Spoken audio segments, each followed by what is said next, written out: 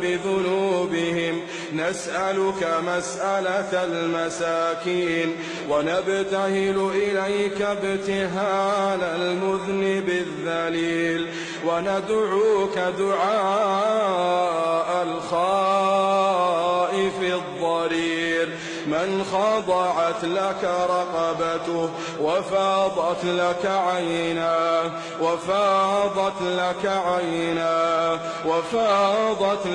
عيناه وذل لك جسده ورغم لك أنفه إلهنا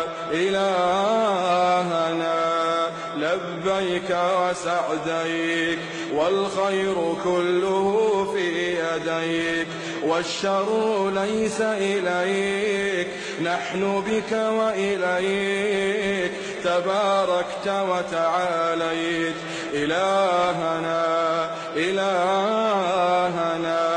ذكرك قوت القلوب وقرة العيون